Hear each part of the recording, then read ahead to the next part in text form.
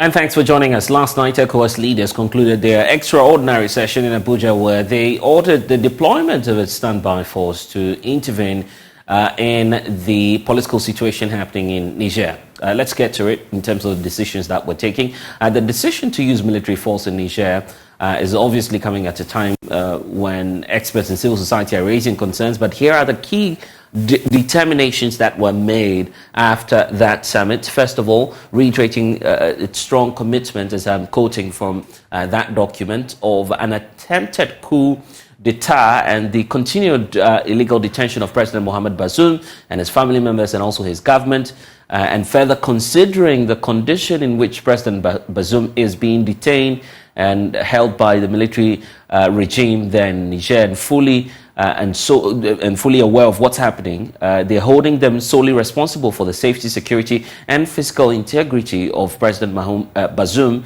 and also members of his family and government. These are excerpts of what we're taking from that statement or communique by ECOWAS. Then there's also a point that they would uphold all measures and principles agreed upon by the extraordinary summit held in Niger on the 30th of July 2023.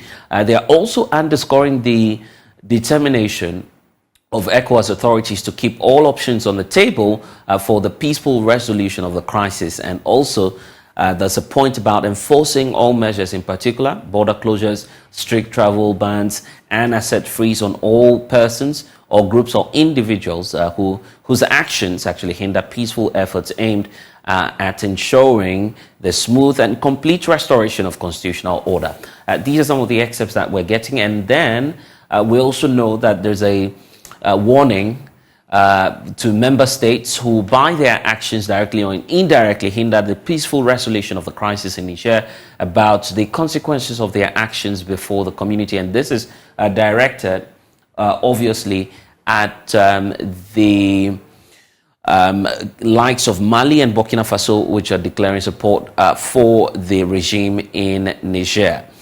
Then we also know that there's a call on the African Union to endorse all decisions taken by ECOWAS on the political situation. There's a further call on all partner countries and institutions, including the United Nations, to support ECOWAS in its effort to ensure a quick restoration of constitutional order in conformity with its normative instruments.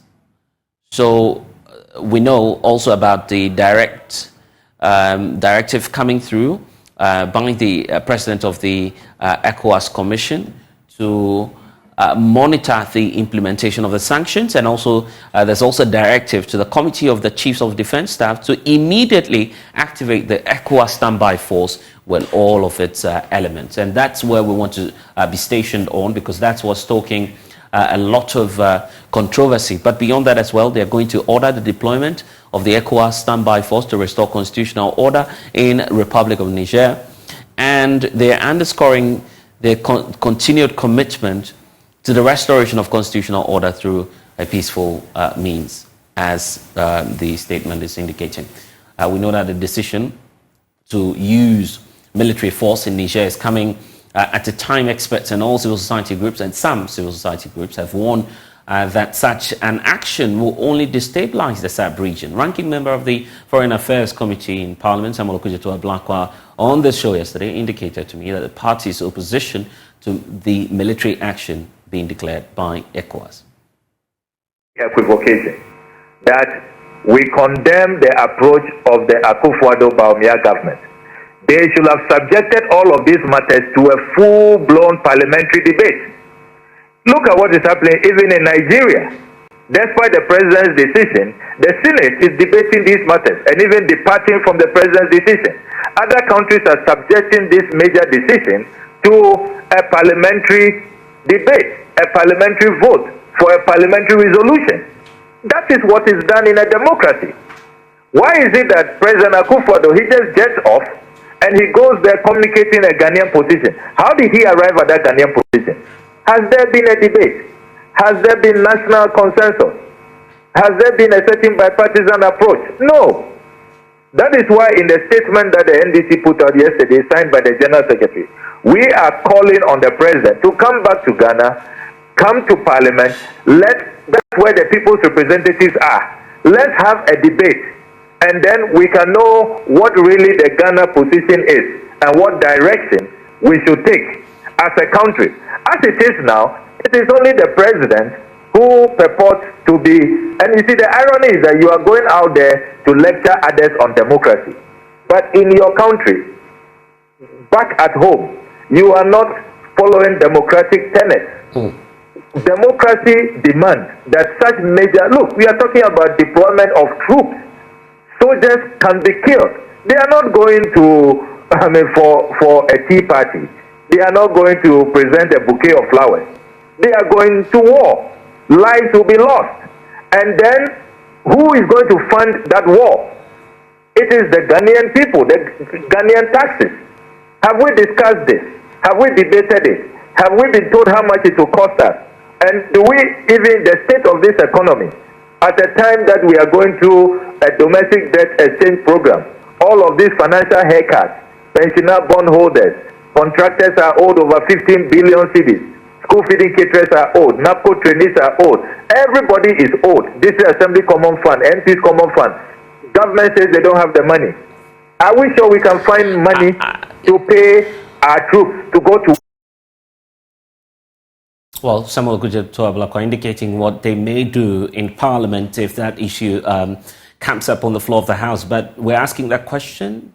Does Ghana, especially other West African countries, have the mandate to contribute troops? We'll be joined shortly by the experts to help us understand that. First of all, here's a sense of the military strength of Ecowas forces or countries that form a part of the community and what that implication might be. Let's get to it. Isaac Ofeaje is my colleague with a data desk and research desk. We're getting to the figures now, Isaac, but let's deal with what's on the screens right now, looking at the impact of the military coup in West Africa.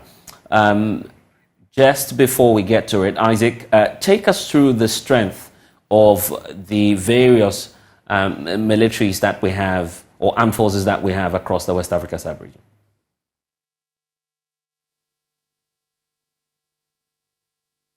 Isaac, we're having some difficulties hearing you. I'm just asking about the strength of, for instance, countries such as Ghana and others within the West Africa sub-region.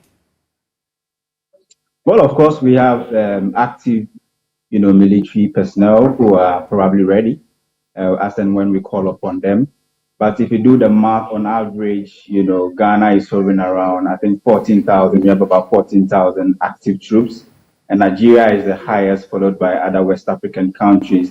But if you look at the West African sub-region and you're talking about active, military, then you are really looking at Nigeria, because if you compare them to Ghana and other countries, they are nowhere to be found. There's a vast difference, significant difference between what we are reporting for Nigeria and then Ghana. For Nigeria, we have an average of over 135,000 active military, in Nigeria, but in Ghana, you're looking around 14,000. And so, if you look at 14,000 and you compare it to, 135,000, then it simply tells you that that's why Nigeria is actually more or less like the last piece in the jigsaw in this whole military, intervention that ECOWAS is actually, considering. How much of a burden will it be in terms of financing for these West African countries and their military forces? Right. So there's a time that almost all West African countries are facing what we call liquidity crunch, and especially they are at the foreign level, where most of them are not having the foreign exchange, to do other things. And if you look at, on average, you need significant amount of dollars to carry out such military interventions. But what we are learning is that there is actually an external force which is willing and ready to actually power this whole military, intervention. And is one of the superpowers, and they have a lot of dollars. So I'm sure the expenditure will come from that side. But you also have to do the opportunity costs of deciding to participate in this, because we know what has happened to some African countries like Kenya and other places. So if you are actually making a decision to be part, you need to weigh between the pros and cons and make a decision at the moment. Grateful. Isaac Ofieje joining us there with the latest on this. Just stay on briefly for us, Isaac, because Nigeria's president, who doubles as the chairperson of the Ecowas authorities of heads of states, Bola Ahmed Tinubu, says all options are on the table. The outcome of this summit is a testament to the power of collaboration and unity. We have reaffirmed our commitment to the people of Niger and to the progress of our entire ECOWAS community. We will continue with that. And you will see from the communique of this extraordinary summit that no option is taken off the table, including the use of force as a last resort.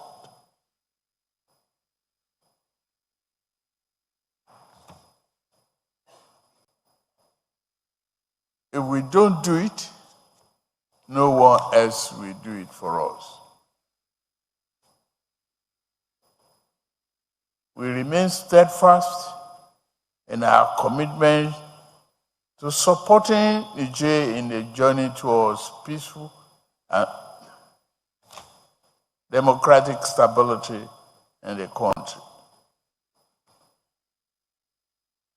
The road ahead will undoubtedly have challenges, but I firmly believe that with our collective resolve, we can navigate these obstacles and chart a path towards lasting peace and prosperity for Nigerians and ECOWAS. I extend my sincere gratitude to all of you for your dedication and valuable contributions during this extraordinary summit. Your unwavering commitment to ECOWAS and the welfare of our continent is highly commendable. Well, Bola Ahmed Tinubu there. It's a good time to bring in Richard Kumado, who's a security consultant, joining us now for us to look at it. Isaac J was just walking us through the capacity of these West African countries, and it appears that there's first of all, financial inhibition, something that may seriously challenge the military might of most of these West African countries. For you, Richard, and you've been in the intelligence community, do you see the likes of the Ghana Armed Forces, the Nigerian forces and others having that capacity to move into Niger and to restore constitutional order? No, so it's basic. You remember where we left off from ECOMOG. One of the challenges we had with ECOMOG was the issue of funding and logistics and mobilization of the troops. The Nigerians have the huge numbers, and so the burden of economic stability and finance came largely from Nigeria. So going back to Niger, unfortunately this time around, when you get to Niger, you are going to be facing the armies of Burkina Faso, Mali, Chad, Algeria, and the Nigerians. And when you ask my brother Fred to tell us the military strength of the West Africa countries, he mentioned only to Ghana about 14,000 and Nigeria with about 100. The crews you are going to meet in Niger will be way more than this number. And that is why, if you listen to the current chairman of ECOWAS, his voice has changed and his position on this matter has changed drastically. It will not be in their interest to go with force, and that is why they need to tread cautiously. The concern even about who's funding this, and we're glad you're raising that point about the source of funding. Do you sense some level of geopolitics coming in here that perhaps these ECOWAS leaders may have some external pressure coming through to deploy their forces? Definitely. Fred spoke about opportunity cost, but in purely security intelligence terms, we call it security economics. You will look at the finance, you will look at the economics impact, and you will look at what happened to your other countries precedents before you take such action. Let not the ECOWAS members be fooled by the West. You remember what happened in Ukraine currently, and you remember what happened in Iraq and what happened in Afghanistan. They may not bring you the funding, and even if they do, they may not survive many of the agenda they will set for you. I think ECOWAS are in a better position to consider their own circumstances and look at where the funding is going to come from. And if the West is going to partner them, they will need to state the position so clearly. Other than that, you walk into the landmine and the funding will not come, logistics and equipment will not come, just like we are witnessing in Ukraine currently. And that is my fear. And now looking at countries such as Ghana, what position should we be taking on this controversial matter? To the extent that we are part of the ECOWAS region, and if you consider the map of Niger carefully, any overflow from Niger will end up in Nigeria. And Tinubu is not just interested in laying his gas pipeline through Niger, but Americans are also interested in the uranium pipe they had at Niger. Consider the military base of the Americans in Niger is one of the expensive ones, and it's one of the biggest ones they ever have in Africa. Then again, you are looking at Ghana, where whatever triggers in Nigeria will have a negative impact in Ghana. And so that should be our concern. And even when we are sending in men, what type of men are we sending? But blessed, I can tell you from where I stand, if we send in men, we will come home wounded. And that is why every Ghanaian soldier that will be sent. And you're saying all of this based on intelligence? Definitely, because you see, this is not a holiday party you are going in Niger. You are going to face the commandos and the Marines and the special forces from Burkina Faso, Mali. You are going to face the other soldiers from Chad. Algeria has just joined in to support Niger, and the military of Niger. If you look at the support coming from the Wagner group, where they are willing to come to support the Nigerians, the might of the military force you're going to face in Niger will be overwhelming, and it will be a daunting task. That is why, we have people in Ghana who believe that we should support fully. In whichever capacity we are supporting, let's be circumspect, let's be prudent, and let's remember that there will be economic security costs, and there will be geopolitical costs and national security as well. I see. Now we have Ghana's parliamentarians, of course, opting or asking the president to subject his decision, if indeed agrees with deploying the Ghanaian military, to parliamentary scrutiny. How important will that exercise be? You see, where we learn the democracy from, they don't just go to war. They subject it to many of these things because of ramifications and because of cost and because of geopolitics and because of national sovereignty. If we don't do it and we keep on taking unilateral decisions, particularly when we have been warned from history that there should be non-alliance, we have to be careful. And I will support everybody who says we should take it to parliament. At least they are the representatives of the people. And let's get involved. Let points be made and let decisions be taken. Even if we do not go with the voices of the masses, that we are going to send troops to Niger, let it be in our records and let it be in our parliamentary records that on this day, on this particular issue, this person said this person said that, and this has been the outcome. It's not about who wins and who loses in this particular matter, because national sovereignty is at stake, national interest is at stake, and national concern is at stake. The communique from the Economic Community of West African States is pointing out that the envoys, General Retired Abdusalami Abubakar, and also the Sultan of Sokoto were, quote, repelled. They're not willing to sit down and to engage. You remember the former ECOWAS chairman? During his time, there were 4 coups d'etats. When the Guinea coup happened, he went to Guinea with one of his friends who came to power through certain issues of criticality and sensitivity. He changed the constitution, and there were so many discrepancies around democracy because he hasn't seemed to be one. When he got to Guinea, he was shut up or he was sent back. Tinubu came to power. His results are not yet certified. They are in Supreme Court. Then immediately we hand over ECOWAS chair to him. He got to Guinea and he was sent home. So it is in that vein that when you are coming to these people, these are well-educated, well-trained soldiers. and they know what they're about. They wouldn't listen to you when they sense some level of credibility or you do not really understand what they're saying. But Blessed, is it not worrying that ECOWAS people or ECOWAS leadership were told that there's going to be 5 coup d'etats in West Africa, predominantly not the Eastern Africa, Central Africa, Western, South African or North Africa, but they specifically said West Africa. They never asked the man who said that. The man is a big man. He's in Ghana. They never asked him, what did you know that we don't know? And if you play around security intelligence circles, you will understand the naivety and many of the ineptitude of the ECOWAS. And we've heard similar pronouncements from even some members of parliament. I recall engaging a member of the ECOWAS parliament, Bejra, who pointed out to us that there may be 2 more calls per the briefing they are getting. Is this something that's well known within the diplomatic circles, or it's just a simple case of having assessed the tension within the region? What's giving grounding to these pronouncements that yourself and the others are making? You see, within the security intelligence and the diplomatic corps, you get to understand many of these issues broadly. But let's go back a little bit before I answer you directly. When they told them there was going to be 5 coup d'etat, the Guinea-Bissau one was abated.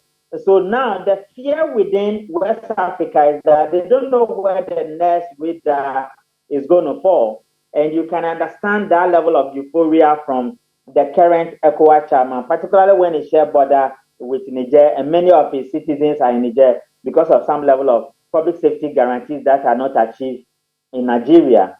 Then to answer the question directly, coup d'etat is not something you wish for or you wish away. When the parameters under which coups prevail is right, and the motivation for the coup plotters is also right, and they meet the powers or the factors that influence them and their power, coup d'etat takes place any day, anywhere in the world. Coup d'etat is not only in West Africa or in Africa something. What happened in Ukraine in 2014 was a result of coup d'etat.